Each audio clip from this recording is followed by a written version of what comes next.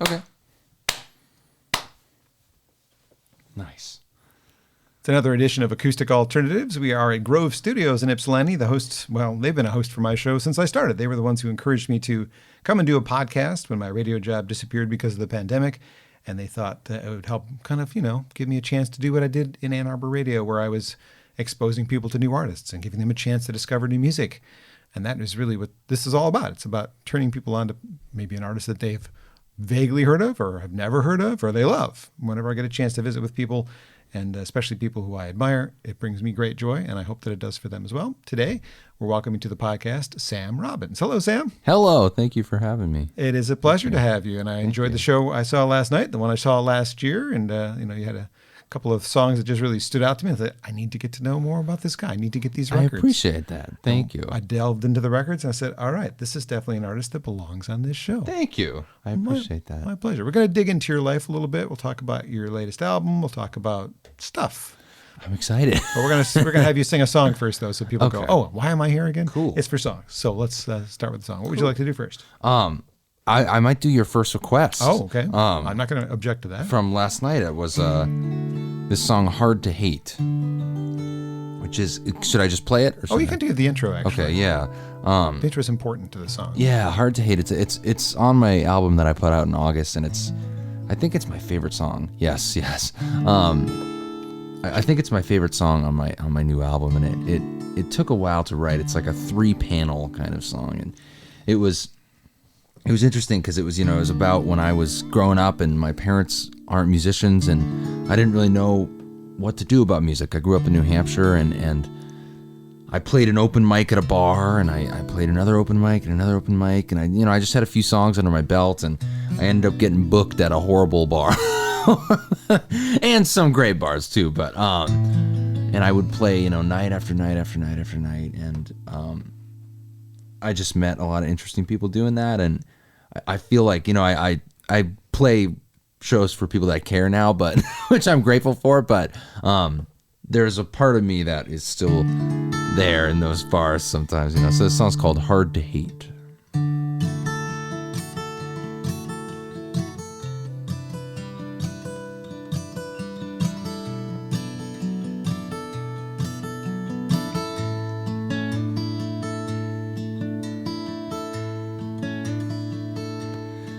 I was booked at a biker bar upstate. It was leather jackets and guns on hips. I whipped in my dad's red Prius. I was stuffed in a corner singing "Fire and Rain" when a Hell's Angel spun towards me. As he was limping over, I swore I was about to die. But then we talked for 20 minutes about his favorite songs from Sweet Baby James. His voice got softer and softer.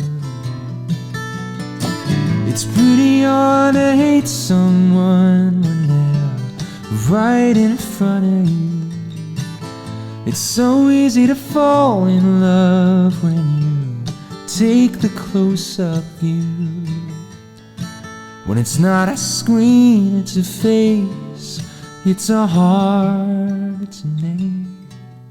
It gets pretty hard to hate when you can really see the flame, the fire behind everyone's pain. I was booked at a bright pink bachelorette where they wished I was a stripper. Drunk women barking, "Won't you play Michael Bublé?" I picked his saddest one just to be rude, but much to my surprise, one by one they started slowing down. And for 2 whole hours we sang and laughed as we watched the walls come down. Their faces got softer and softer.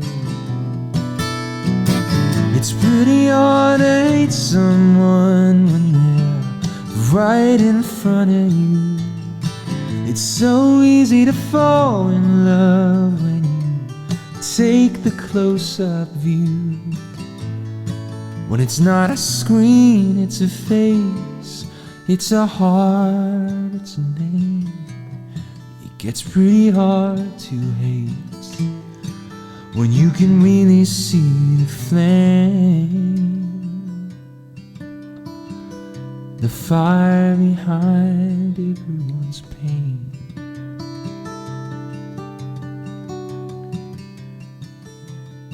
I gave Kathy a bag of chips by the side of the road.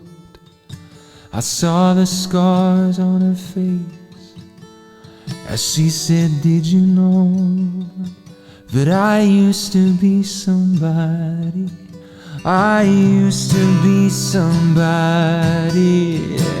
It's pretty hard to hate someone when they start to look like you. It's so easy to fall in love when their face reflects the truth. Then you can never quite escape. Good luck fighting off the flame. That fire, it always remains. Oh, it's all the same thing. Do-do-da-da-da-da-da. Do-do-da-da-da-da-da.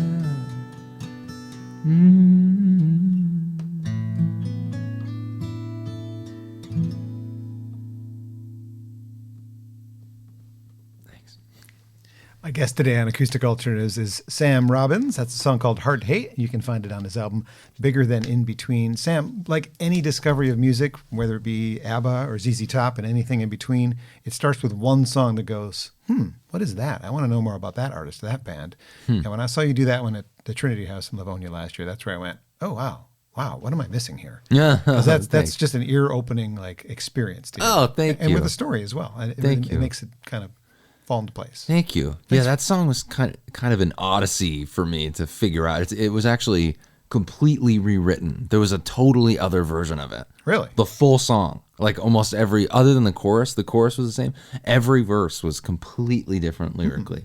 How so? Telling different tales, just different parts of your story? It was the same story, but it was, well, roughly the same story, but it was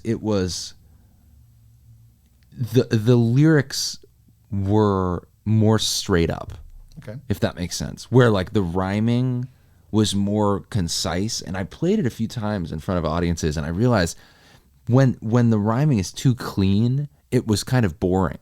Like every line rhymed in the whole song, and then it was like, but it's kind of a long song, there's a lot to it, and by the end of it, it was kind of like the ear was tired. You know what I mean? I don't know. It's just kind of an interesting fact about that song, that it was completely a different song. Which Michael Bublé song were they yelling for? Oh God. Or which one did you play? I don't even know. I wanna go home. Home. Yeah, that's kind of what I thought. Yeah. I don't remember what they. It's called Home. Yeah. Simple title. Yeah. Great stuff. Well, anyway, let's back up a little bit. Actually, I mean, almost would want you to play it because it's going to tell a lot of the answers to the song, but the song Reverence from the new album actually tells a lot of the tales of your life, and it has a lot of the answers to my initial question. But tell me where you grew up and a little bit about it. Yeah, I grew up in New Hampshire, Portsmouth, New Hampshire. It's like this little sort of coastal port town. Okay. Like 5 minutes from Maine, 5 minutes from Mass. Yeah, grew up there. Yeah, very New Englandy. Very New Englandy. Very New England. Do you miss it as you come to states like ours? I know you seem to have a real affinity for Michigan already. Yes. Well, I was saying last night that it's like there's kind of a kinship I feel with the Michigan vibe from what I experienced, which has only been like 2 or 3 times. But the outdoorsy vibe, like the lakes, all that kind of thing. It's similar to New Hampshire in a way, I find. Like, I would like to explore more of the state. But yeah, it feels good here. It feels good here. It feels like homey, and yeah. You're surrounded by water when you're in Michigan. If you're yes, kind of in an island type town, that'd be the similar thing. Yeah. No, it would be the same because I played in Grand Haven this summer, and it was like this is like the same as being on the ocean. You know what I mean? It felt like it was like God. It's crazy. You know, it's crazy. It was awesome. What kind of things did a young Sam do in Portsmouth? How young? Like It's your story. okay. Yeah, I mean, I tried every sort of sport and everything, and I was terrible at them all. You know, when you're a kid and you try stuff like that, I was terrible at all of them. And then I got into playing drums, actually. And when I was like maybe 11, and I would play drums, and you know, that was my escape, you know, for 6 or 7 years. That's all I wanted to do. I just wanted to play drums, and I did guitar a little bit on the sing, a little bit on the side, but I was into, you know, Blink-182, punk drumming, like, you know, yes, like beating the hell out of I would used to break cymbals and all this crazy stuff because I would hit, you know, I'd spent a lot of time doing that, but yeah, I mean, that was the focus of my life for a long time. Music, pretty much? Was playing drums, really, which really is a huge part of me still, I find. But yeah, it was a huge thing for years, was just, you know, how hard can I hit these drums? You know, when you're 14 and, you know, you're angsty as hell, it's great to just go downstairs and just go, ah, and, you know. Your parents probably love that. Yeah, well, I mean, I can't imagine. I mean, God bless them, you know what I mean? They put up with that. Yeah, oh God, I can't imagine. So what led you to guitar then? Since it's a very, like, sometimes people go from drums to piano because of the percussive instrument, but you went from guitar, that's interesting. drums to guitar. Yeah. I think at a certain point, deep down, I wanted to be a singer and guitar player. Like I really liked Bob Dylan, and I really liked John Mayer. That was kind of when John Mayer was really big, you know, and just saw him.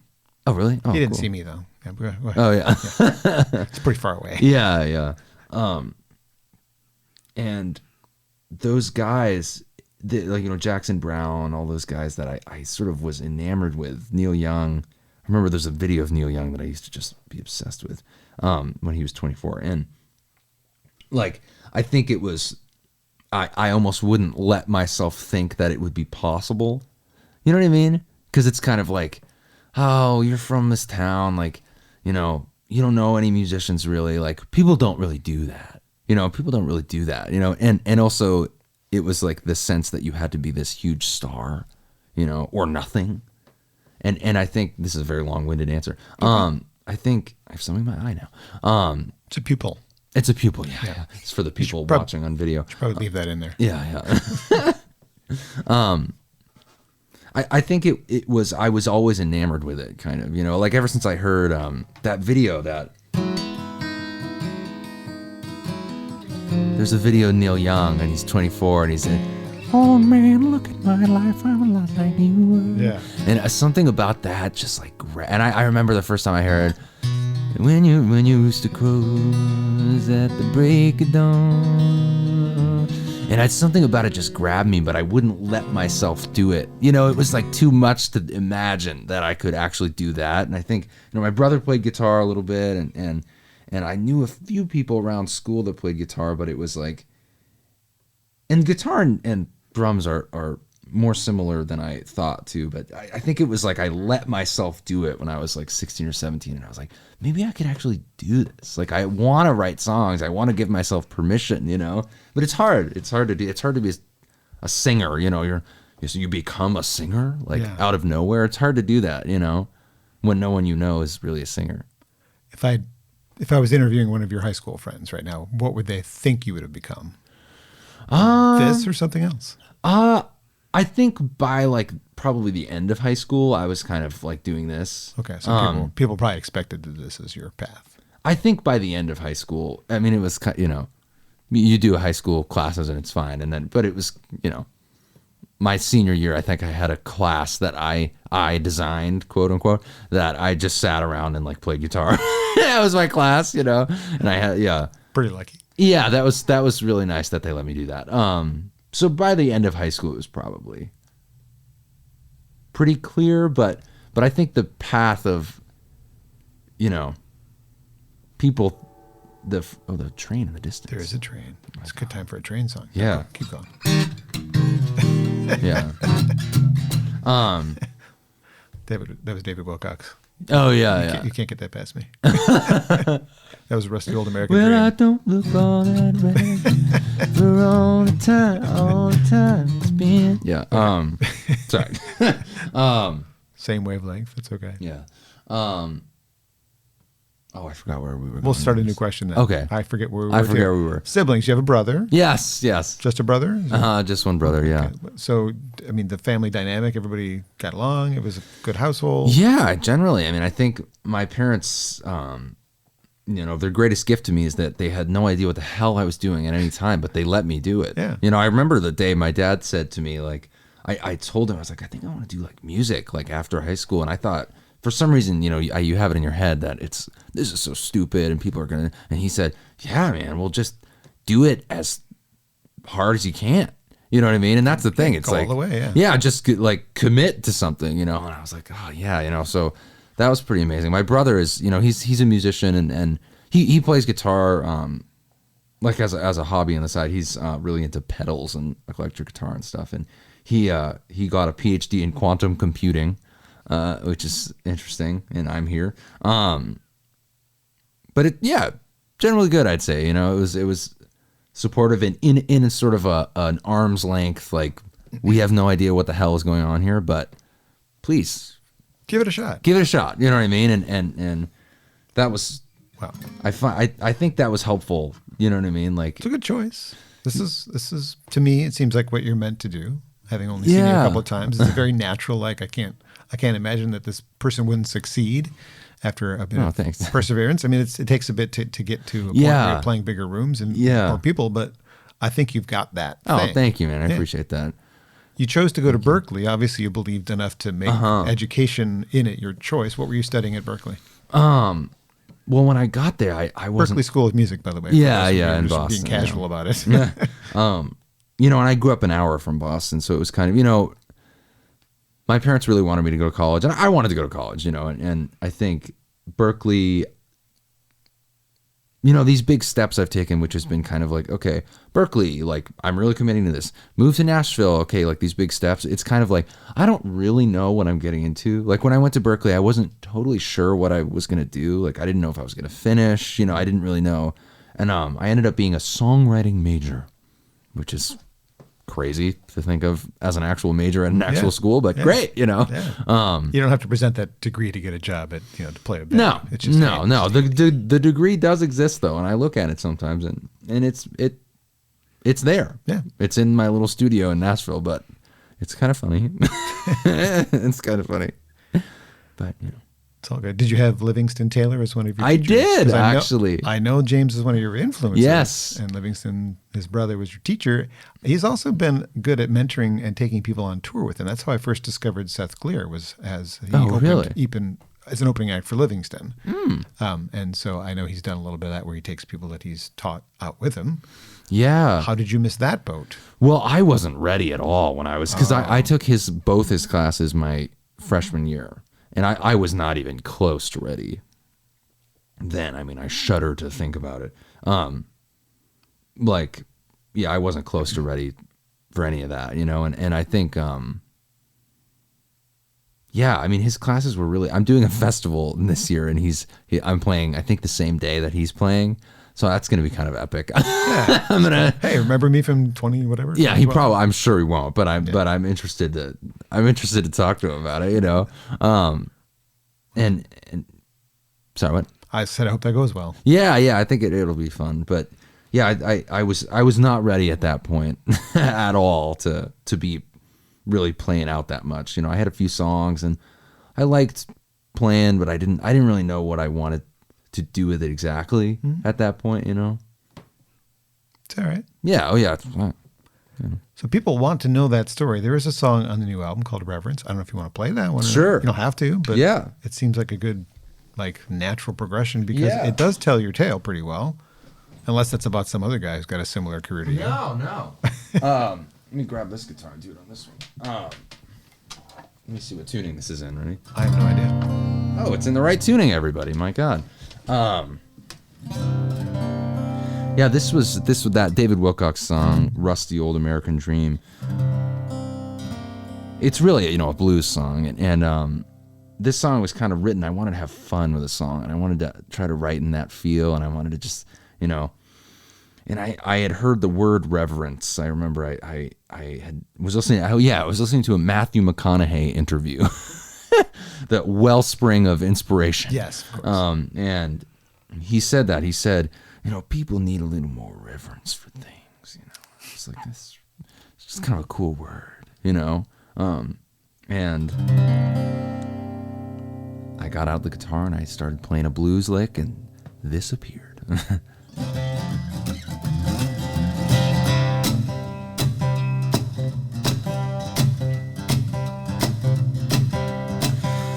Yeah, I was 12 when I held my first pair of drumsticks. Oh, they glowed by my parents' basement lights, and I tore them unbashing on my blue sparkle kits. But I still got them in the drawer in my bedroom closet. And I was 15 when I got my first guitar.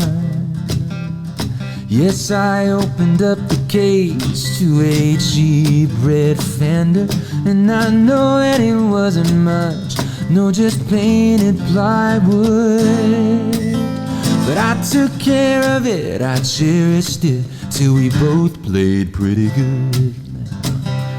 Yeah, I'm trying to live with some reverence, give some importance, set out with some intent.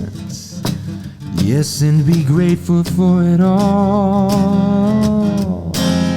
Appreciate what's given when passed through generations, and realize that nothing is as simple as it seems.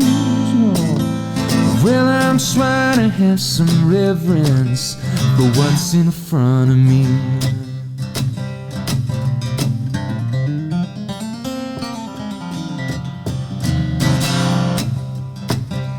Now I've only had this guitar for a few years. Every scratch on it is mine, and we feel so intertwined. But I don't see it as an instrument, it's more like a samurai sword. It's a lifetime of service, well used and well worn. And I've been singing out for a while now, I got a few jagged scars. I've smiled on TV, I've had stars laugh at me strumming this guitar. But I think I figured out what my success really means, yeah. Oh, it's being grateful for being able to really be me. Well, I'm trying to live with some reverence, give some importance, set out with some intent. Yes, and be grateful for it all.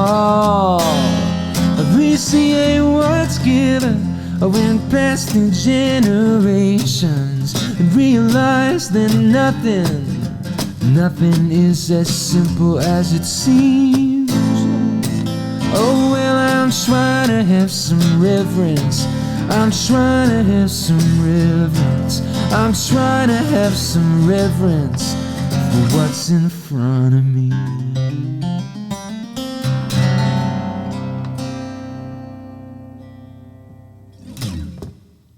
Nice. Thanks. A track called Reverence you can find on Sam Robbins' latest record. It's called Bigger Than In Between and tells the tale of his young life that we just talked about. Yeah. Because we could have written a song afterwards. Yeah, that's funny, yeah. Appreciate you doing that. That does have a bit of a David Wilcox feel, and I actually I recognized that same feel when you were playing the one last night that has the capo, the short capo. Yeah. I mean, a lot of the songs that I wrote during that time, this was like fall 2020 even. And I was experiencing a large sort of shift in my mindset as the world was falling apart, continued to fall apart. And someone mentioned David Wilcox to me at a show, and I said, I think I've heard his name, but I don't know. I had a 7-hour drive the next day, and I just devoured the discography, like unbelievable. And I got home, and I just kind of wrote songs as just trying stuff out, like, oh, let's try this tuning, like he does, where he goes, you know what I mean, crazy, like all that kind of weird stuff. And a few songs sort of appeared from that, and that was one of them. I can feel that. Yeah.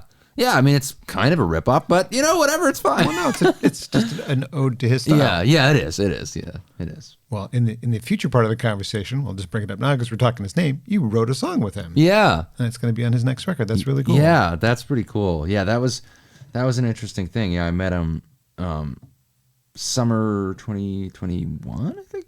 And I talked to him a little bit, and he said, let's write a song together. And we got together at his house and wrote this crazy song, David Wilcock's Insanity kind of song, and in a good way. And it's going to be on his next record, which is really exciting. Very cool. Yeah, it's very cool. I'm excited. Some other friends of mine, the Accidentals, got to write a song with him as well. I don't know if that's really? going to be on the next record or not, but a band from Michigan that now lives near you. Yeah. Well, I know Sav. Yeah. Okay, good. Yeah, Sav and I did Kerrville together. Oh, very nice. Yes. So there you go. She also said that they wrote a song with him. So. Oh, cool. Oh, we'll see what happens with that. Yeah. So let's look at your discography. In 2016, there was something called Up North. An EP that only came out digitally, right? Yes. Well, I did actually have a very limited run of CDs, but, I was, like I said, I wasn't ready. I wasn't really ready. Are those songs ones I don't say embarrassed is probably the wrong word, but just ones you don't remember? Yeah. I mean, I think, honestly, like, I have this tendency I'm learning that once I record something, I am kind of like, I can't listen to the recording again, and all of that song and the first song I played are edited from how they are in the album. Cause and I look back and I'm like, oh yeah, I would have done that differently. And I feel like maybe it's just the curse of, you know what I mean? But that one, yeah, I mean, I just wanted to try I won this competition where I won a studio time for like 3 days or something. Mm-hmm. And so we recorded really high quality recordings, but the songs, some of my first songs, just like, yeah, whatever, Yeah. Like any job, you should get better at it as you go along. Yes, right? Yes, and I'm grateful for that. Sometimes people come out when their first album is the best thing they've ever done, and they can't repeat anything. And then sometimes it's the other way around. They have something that's really promising, and then they hit their peak, and they have 3 or 4 or 5 albums in, and kind of hold it up there. Yeah, that would be good. I think I'm still honestly learning about like how I want to do album. Like I'm probably going to do a live album, and just learning about how I want to do recording and stuff going forward. Like, with every step I'm kind of, trying to figure that out. It's all right. Yeah. Well, after that EP, there were a couple of singles. And then in 2021, this very strong album. It wasn't really on my radar until this one because I didn't know about you yet. Yeah. But this has some really great tunes. I'm very fond of Remind Me, Saying Amen, Putting It All Together, particularly on this record. So thanks. Those of you who are discovering this album, do yourself a favor. Oh, thank you. That's a great album as well. And then another very excellent album that wasn't on my radar until I saw you. Yeah. Bigger Than In Between. We already did Hard to Hate, one that really stood out, made me take notice. Wouldn't Change a Thing. Bigger Than In Between. What Kind of Faith Are You Praying In? Just One Cronkite, All I Know. I mean, these are all songs that really grabbed me. If I still had a radio show where I got to play whatever I wanted. Yeah. Those are all the songs that I would be playing. Oh, well, thank you. I appreciate it. Those would all be getting airplay in some way, shape, or form. Wouldn't Change a Thing kind of brags about your down-to-earthness, which is nice, though. If you had a chance to be that star that you sing about, would you actually welcome that chance? I think so. I mean, I think the star thing, yeah. I don't know. I mean, I don't know. I can't really imagine how it would, you know what I mean? How it would happen. I think like there's like the Brandi Carlile level of star where it's like, she's been doing it for like 20, 30 years. Mm-hmm. And now in the past like 5 years, she's become kind of like a celebrity. Absolutely. And that's so different than, so many people where it's like, oh, their first album, they signed it with a deal and suddenly they get promoted on their first album. And it's kind of like, I don't know. I think I would rather have the Brandi way. Even though like the slow build.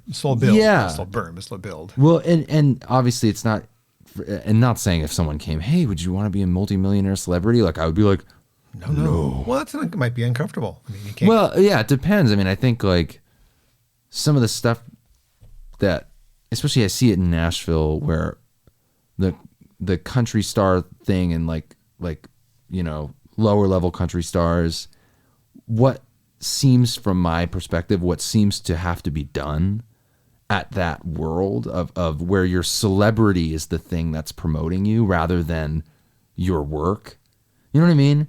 I shouldn't say that about the country stars thing. It's not anyone in particular. It's just like, I think sometimes the celebrity famousness of it can be how much of that is going to affect the career. You know what I mean? Like Brandi Carlile is not, she's a celebrity, but it's more on the back of this 30-year career. Yes. You know what I mean? Like I've met her several times. She's very down to earth and very nice. Yeah, where it's like, I've met some like celebrities and it's like, sometimes it's like they're not on earth. You know what I mean? We discussed that later there's a thing. Yeah. Oh, okay. Oh my God, the research. Look at you. If you can't see it if you're listening, but my God, the research, the papers he has. Oh, well, just to make sure that I keep good flow here. I was told about the legend of your interviewing skills, so thank you. Yeah. Well, not necessarily name dropping, but just as a similar point of view, I asked Ed Sheeran when he was touring for his first album when nobody heard of him in the U.S. I said, about your song Lego House, is that about tearing down a relationship and building it back up again? He says, yes, exactly. You're the first person to get that. And at this point, the album had been out in the UK and had been number one selling album. It hadn't come out in the U.S. And I was like, really, no one else got that. So I'm going to say this about one of your songs, and I'm assuming I'm right, but maybe I'm the first person to get this as well. Just One Cronkite seems to be you watching the news and being disgusted by it and then writing about your disgust of what's going on in the world. Yeah. Just One Cronkite is another, as I mentioned, one of the standout cuts. Yeah. What inspired specifically that song? That's actually one of my favorite songs that I put on the album. That it's very dark, and I wrote it like when the George Floyd 2020 thing, right around then, and I had that idea in my head. It's because it was fascinating that someone, there were these newscasters that historically were so trusted. It's almost unbelievable to imagine that now. You know what I mean? It's like, and I was thinking, man, it would just be nice if there was one voice of reason somewhere. You know what I mean? Like something, Yeah. If there was one voice of reason one somewhere. guy like Cronkite. Yeah, just one Cronkite. Like it's just like somewhere, but there was there was Trump, there was all these crazy, you know what I mean? It was just like one, like someone that could be trusted in some way, like, in the media or something. And I mean, there are obviously people that can, but everything's tainted with a little bias now, and social media, and everybody's getting things in different ways. It's interesting. I have a few years on you, so the way that news was consumed by me when I was your age was not a 24-hour news cycle where there was always a barrage of something happening because you had access to it in your pocket. Back then you had to tune into the news to find out what was going on. There was no like, oh my God, did you hear? It was, you had to wait till the 5 o'clock news or whatever to find out what was happening. Yeah. Unless you happen to listen to a news station on AM radio or something. But now we're barraged with it anytime we open any. It's fine. It's nice to be informed, but on the other hand, you can't escape it. Yeah. And sometimes it's pretty heavy. Yeah. Yeah. And it's definitely like, I think we're just so in the infancy of this media source, how long, 10 years maybe, that everybody's had a phone and everybody's had the social media thing. And I think like it can add drama. Look, people are saying X, but it's like, okay, 2 or 3 people tweeted about this thing. Those are people. They're people, but it's not like the consensus of the world. Right. It can create this like, and then people will be like, well, people are saying X. That's so crazy, Anyways, I can go on about this forever. But yeah. The album itself, the newest album, says in the liner notes, was written during lockdown. So obviously inspired by maybe some of that you were witnessing on the TV, radio, whatever. Being isolated, but now we're not there anymore. You're out touring again. What kind of things are coming to you now? What kind of things are you writing about now? I'm writing a lot lately, actually. I think during lockdown it was interesting for me because I had played mostly in New England, and so then getting out and this is going to be a very long-winded answer again. You know, in lockdown,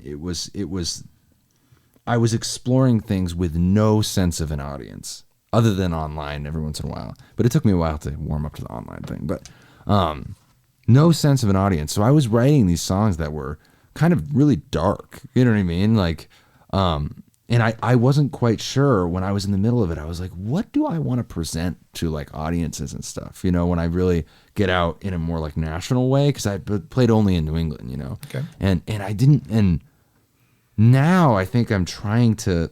Well, I'm not trying. I'm kind of writing whatever, but it feels like the songs are more positive. You know, I mean, I think the world is more positive now. Good point. But I think like I'm playing for people more regularly now, so I want to think about what am I putting out into the world, kind of. And so I want the songs like Just One Cronkite, where, you know, that song is dark as hell. I don't even remember the tuning.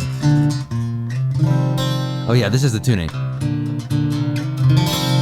You know, it's like, you know, dark, scary, you know, crazy chords and stuff. And yeah, it was a beautiful rendition of it. Oh yes, it's like you're insulting yourself. Yeah. Okay. You know, and so I like to have those, especially on the albums. But it was like, you know, when I'm playing for people, I want to bring some positivity. Yeah. You know, or you know, I love music that is between the emotions. You know what I mean? It's like, that's what Jackson Browne does so well, I think, you know, and where it's not sad, it's not happy, but there's like this nostalgic feeling where they come together. I really like that. Yeah. You know, I really like that feeling a lot. Nice. Yeah. I'm John Bommarito. We're here with Sam Robbins at Grove Studios. Grove, by the way, I mentioned them at the top of the podcast. If you're a local musician in Ann Arbor or Detroit, kind of in the middle there, Ypsi, you can find this as a great place to bring your band for practice, get out of the garage and get into the studio, as they like to say here. Very affordable, 24/7 keypad operation. I gave Sam a quick tour. It's nice. Yeah, it's nice. Really nice. There's a couple of, I didn't show you the studios where DJs are practicing sometimes. Actually, there was one as I was loading in today who was just finishing up his session, just getting his skills scratching and making lots of noise. And he had it cranked up. So it's the kind of thing you can't do in your apartment, yeah, or even sometimes in your house, because your neighbors will be like, what are you doing down there? So that's why Grove exists. It's a really cool place. So check them out, Grove Studios in Ypsilanti. Another song. What would you like to do? I might do Just One Cronkite. I don't play it enough that I would probably butcher it. That's okay. That's the sound of guitars falling. Yeah, guitars slamming into each other. Carnage. I think I'm going to do... I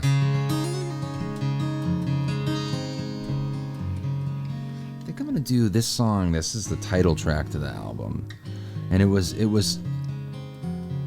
written during lockdown times, kind of, and you know, I don't like it to be too much about like specific COVID stuff. You know what I mean? Like we've heard so much about it at this point, but you know, it was written during that time, and I had heard this song, this traditional song, "Hard Times Come Again No More." You maybe heard it, and I heard this great arrangement of it. It was kind of similar to this, and you know, I've spent years by the door with untied shoes, counting everything. Oh wait, no, this is my song. Wait, sorry, I mixed it up. I heard the version of it, which is, let us pause in life's pleasures and count its many tears, while we all sup sorrow with the poor. And then, 'tis the song, the sigh of the weary. Oh, hard times, come again no more. Many days we have lingered around my cabin door. Oh, hard times, come again no more.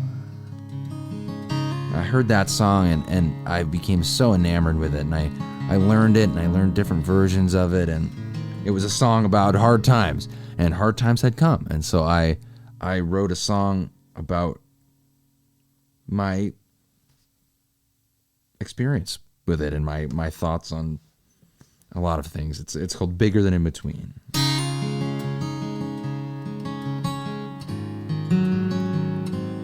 I've spent years by the door with untied shoes, counting everything I could lose. If I take that first step and my feet don't fly, if I let my fragile dreams break free but die. But I feel what my eyes can't see. There must be something bigger than in between. From every life I've ever lived, this is what I've gleaned. There must be something bigger than in between.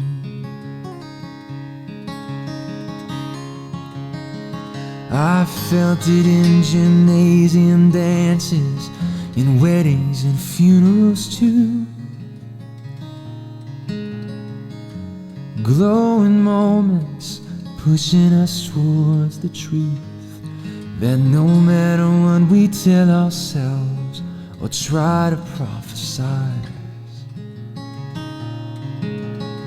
no one knows the road back home, but we can read the signs. And I feel what my eyes can't see. There must be something bigger than in between.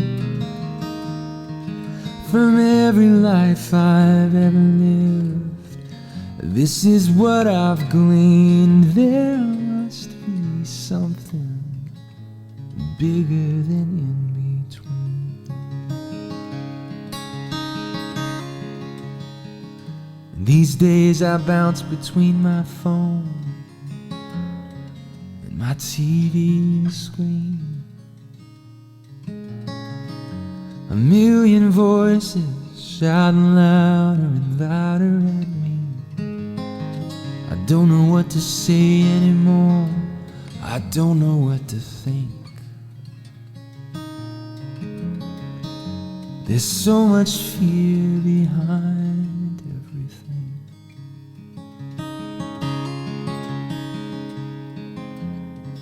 But when I walk outside, my neighbors smile at me. I still see the beauty in the new blue sky, and it's so easy to see that there must be something. There's gotta be something. There must be something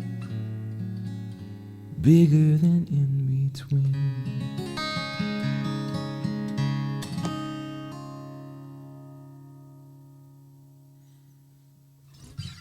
It's beautiful. Thank you. Appreciate it. Bigger Than In Between from Sam Robbins from his album of the same name on Acoustic Alternatives from Grove Studios. Appreciate you playing all the songs and showing off your guitar skills. the drummer turned guitar player. Yeah. Nashville. We're all connected, you know. Nashville via New Hampshire. Mm-hmm. Man who almost thinks Michigan might be his next home. Oh my God, it's nice here.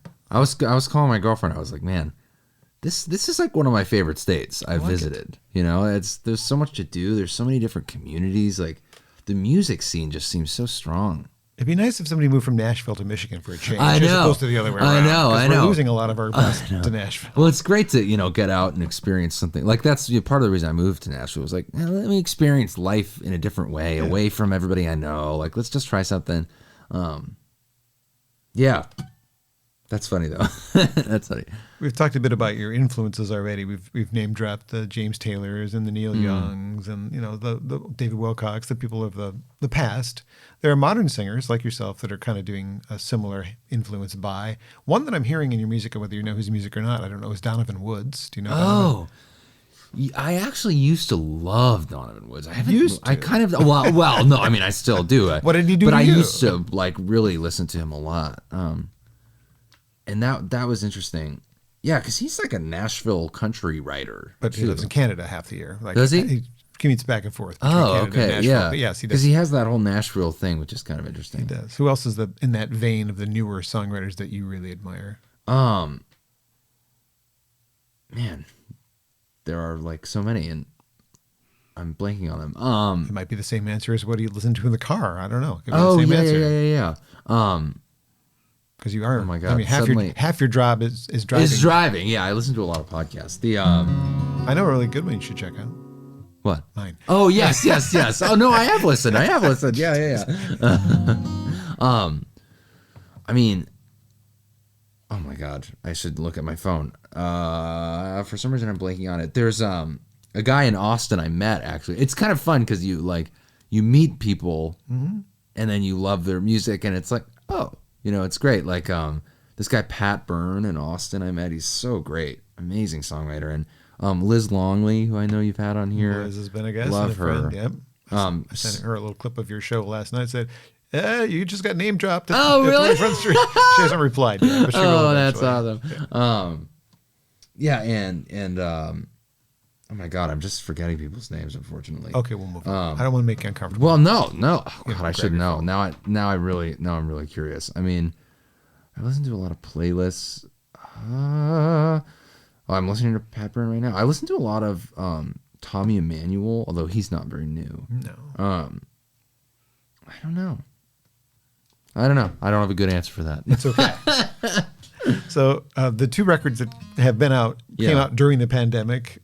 How did you keep yourself sane during the peak of the pandemic? Was it doing these records? I mean, I think that my story is different probably than a lot of musicians because I kind of got my start in this kind of thing during that a little bit. Like I said, I had played in New England a lot, and I had done that, and I had moved to Nashville like 6 months before COVID. And I was young, I just got out of college, and I was just trying a bunch of different stuff, and I was not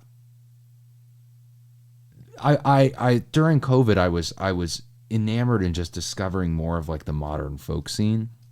You know what I mean?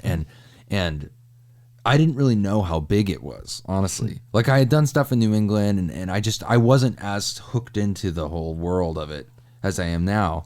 And people like Liz Longley, I got together with her and right before COVID, and she was telling me about 20 Front Street, and she was saying, there's this whole world out there outside of New England that like I don't think you've tapped into. And so it took a long time to get tapped because of COVID, But honestly, I was pretty. It gave me a chance to think about the way the songs are really about that. Like that last song, it was about thinking Reverence. They're thinking about the way I perceive myself and how I want to do music because I was in this world a little bit where it was Nashville and if you're not a star, then you're nothing. And you know what I mean? Like there's that kind of narrative out there in the world and that exists less in the folk scene, and I was pretty entertained. I took a bluegrass guitar course. You know what I mean? I beat Super Mario 64. I doing these albums was part of it, but I was playing a lot of guitar. I was, you know what I mean? I was writing, this whole album had almost been written by the time this one was released, the first one. And, it was crazy. It's kind of how it goes. Yeah. A lot of folks, I mean, we've talked about the Michigan music scene and how strong it is, just briefly, but some of those folks that live in this Michigan music scene don't get to do what you do. Something must have been a catalyst for you to be able to afford, essentially, to go out on tour and not just play regionally, because a lot of these people I think are fantastic, just kind of stick to the mitten. The mitten, yes. Yeah. Reference that on stage, but that's all they can really afford to do because it's not lucrative for them to go other places. Yeah. Was there a door opener for you that got you that opportunity to play well outside of your state? I mean, I think part of the benefit of Nashville is that it's so central, and so it's not super hard to get to other communities. Well, there has to be a demand for you to go there, though. Oh, yeah. This is what that was difficult. Where's the demand coming from? Like, what was there a door opening event that made it so that you could come play Michigan? I think the Kerrville Folk Fest New Folk Competition. That was kind of I mean, looks good on a resume. Yeah, you know, and it was kind of like, I mean, obviously, you know, like if you show up and you're bad playing, then it's you know what I mean. That's kind of the end of the road. But like there were little things that you kind of helped turn the key a little bit.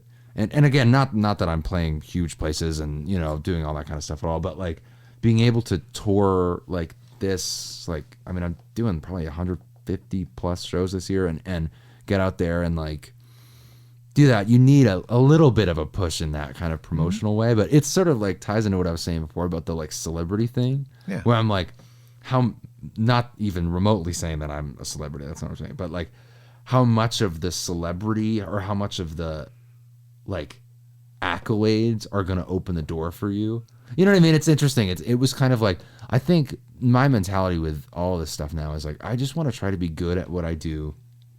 And like, you know, some people are going to like it. Some people are not going to like it, but like one person at a time is going to like it. You know, somebody last night in 20 Front Street, I mean, I think it was good, but you know, some people probably were like, yeah, that was fine. And then somebody was like, oh, I really like, you know what I mean? Stuff like that. And building up those little connections, like being able to get in one place at a time and then having them like you. And it really, for me, it was like, I just want to be good at what I do as the main promotional. You are. Oh, thank you. That's why you're here. Yeah, thank you.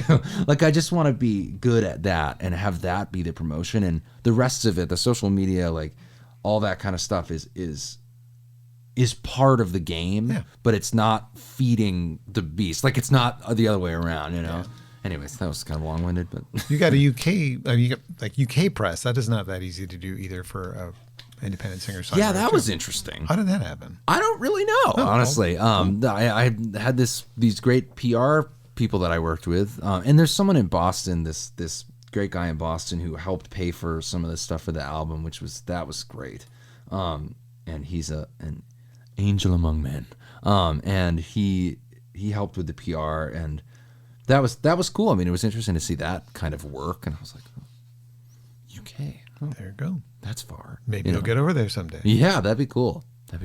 What has been your greatest experience on stage so far? Your favorite show you've played, or just most memorable like live moment in your performing career? Oh man, not one jumping out at you. Oh no, there are tons that I love. I mean, one of them was this summer. There's in Portsmouth, my hometown, there's this concert series at this park called Prescott Park. And, you know, I went there, and when I was growing up, they're free concerts, and I would ride my bike there, and they would, you know, they had huge, you know, they had John Prine, they had, you know, Gillian Welch, Dave Rawlings, they had, you know, Brett Dennen, all these singer-songwriters, Martin Sexton, which blew my mind. Martin Sexton, I remember I had no idea who he was, and I was like in high school, and it just was like, whoa, you know, and all those kind of guys, and I got to open a show there this summer, which I always kind of was like, man, you know, that'd be cool to get on stage. And I remember I was there, and it was just such a beautiful moment for me. It's overlooking the river, and I was like, man, this is great. You know, it's big, probably 1,500 people there. You know, it was a big outdoor, beautiful thing in my hometown. And I remember the guy that booked me my first gig, my first like show outside of just kind of open mics and stuff where, you know, I'm going to play my songs. Yeah. He was there right in the front, and I hadn't seen him in years. And I remember he was right there. It's like, man. One of your door openers. Yeah. I mean, that's the thing. It's like these little, you know what I mean? Little door openers and it's just, I think like looking at trying to be like, how do I become famous? And, oh my God, how do I, you know, it's like, it's just not like Brandi Carlile, you know, it's been like 30 years, and here she is at this, you know, crazy thing, but it's great, you know. And hanging out with Joni Mitchell, because, you know, that's what she does. Yeah, that's just what she does, you know. And she's on every stage everywhere. Yeah, and Joni Mitchell even, you know, Joni Mitchell is obviously a legend, but like, you know, Joni Mitchell blew up quickly, and, you know, I don't think she liked it really. Probably not. You know, and so you got to think about that too. Like, she has all this money now, and obviously she's Joni Mitchell, but it's like, would I rather be Brandi Carlile or Joni Mitchell? I don't know. I mean, probably Brandi Carlile if I had to choose, you know? Yeah. Well, there was, we're talking about the things you've done, I guess, to kind of get more well known. And there were two things you did. We mentioned them on stage yesterday. And they were, you know, Oh yeah, it's just yeah. throwing yourself out there. So you did try to do the voice. You Yes, did I try to forgot do about Idol. that. Well, I mean, because Yeah. it's not a significant part of your career in the sense that it built your fan base. You're building your fan base the old-fashioned way. You're putting out great albums. You're playing in front of people. You're singing your songs. You're telling your stories. But those had to be interesting experiences, without a doubt. Oh, it was, yes. And it could have been like that huge door opener that made it so that you could play those bigger rooms. Yeah. And not have to worry about, well, okay. But had you been able to, with foresight, knowing that they weren't going to react well to a Jim Croce song on The Voice, would you have picked a different song just knowing full well that they're probably not going to like something so quiet, I guess? It's beautiful. It's hard to find it, but there is somebody critiquing you singing it, like somebody watching it and critiquing it. Oh, That's really? the only way you can watch it. Oh. I found it. Oh, really? I thought it was off of... It is off, except for these people like talking about it. Really? Yeah. Oh, God. Oh, I should have them delete it. That's funny. It was a long time ago. Oh, it's not a bad performance at Oh, all. thanks. Yeah. That was... They weren't that terrifying. mean to you. No, they weren't. They weren't. They You said Katy Perry was very mean to you on Idol. Yes, she was very mean. Showed up in the news this week being mean to one of the newer contestants, some Oh, really? mom. Yeah, she's kind of trashing her for being a mother of 3 at 25 or something like that. That's not for you to judge, Katie. Yeah. I mean, I think that was the beginning of, I have a song where I don't know if I can swear, but I say BS. You can, because it's a podcast. And Oh, not yeah, it's a radio show. podcast, yeah. Where I say, it's all bullshit. And I think that was the beginning of my bullshit journey was, and not that those shows aren't great, but both of those experiences, which the Voice experience was much more in depth than the Idol one. And this was years ago, but it was a reality TV show to the general public, which is different than the audience that I want to get to. You know what I mean? And so it was like, things were not natural. Things were not normal. Like, it was like, Katy Perry telling me, "Oh, you put me to sleep." Like, Luke Bryan, literally falling asleep while I'm playing. You know what I mean? What did you play for Idol?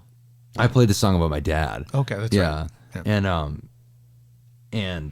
But I said with Idol, I was like, because the Voice experience didn't go very well, and then I tried out for the Idol thing, and it was like,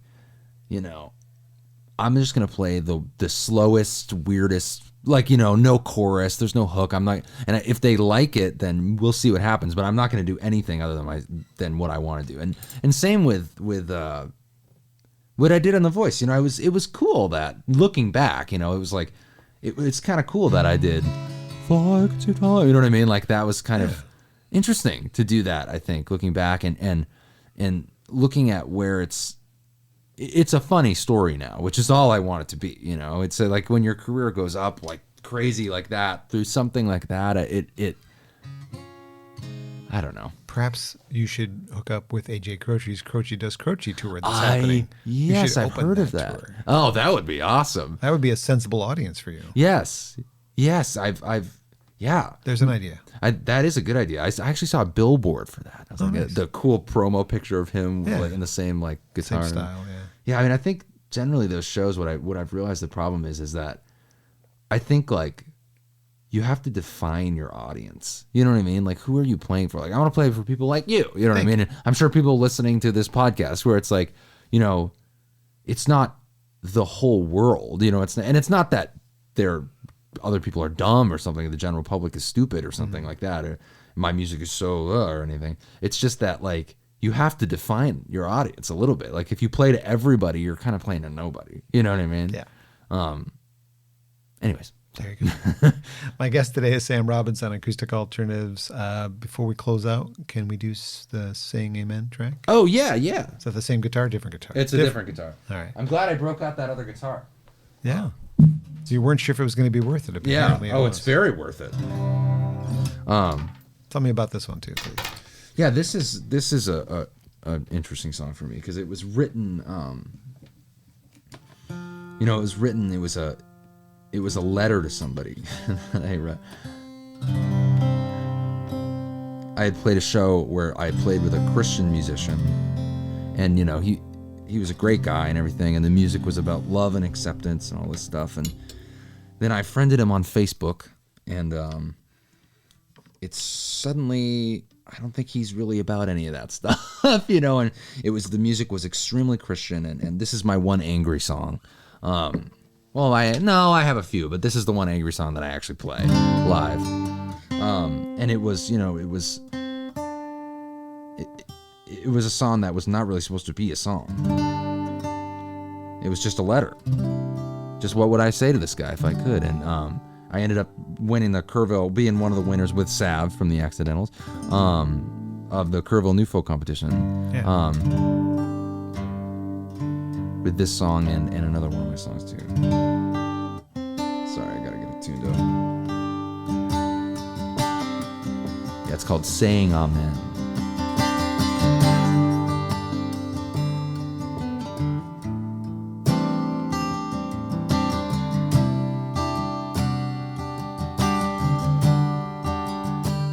You've got light blonde hair, skin like mine, married in 1990, 2 kids by 95, Bible by your bed, you swear Jesus knows your name, but don't think he doesn't see what you post online every day. And you say you love a good book, so why don't you take a good look at yourself? 'Cause there are people going through hell that we can't understand. Why don't you care about them? So go on, keep on saying amen.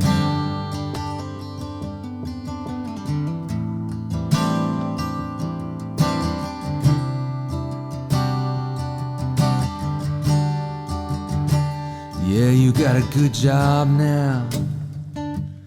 You say you got there with your own hands. It's real easy to preach it when you don't have to understand that it's not saying your life's been easy or that you haven't worked for your blessings, but it hasn't been made harder by the color of your skin. And you say you love a good book, so why don't you take a good look at yourself? 'Cause there are people going through hell that we can't understand. Why don't you care about them? So go on, keep on saying amen. Amen now. Amen for my trans friends, brave for being alive. Amen for the Bible and for Jesus Christ. Amen for the women who shouldn't have to fight for their rights.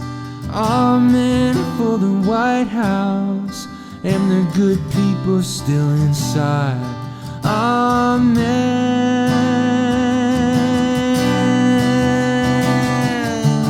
And you say you love a good book, so why don't you take a good look at yourself? 'Cause there are people going through hell that we can't understand. Why don't you care about them? So go on, keep on saying amen.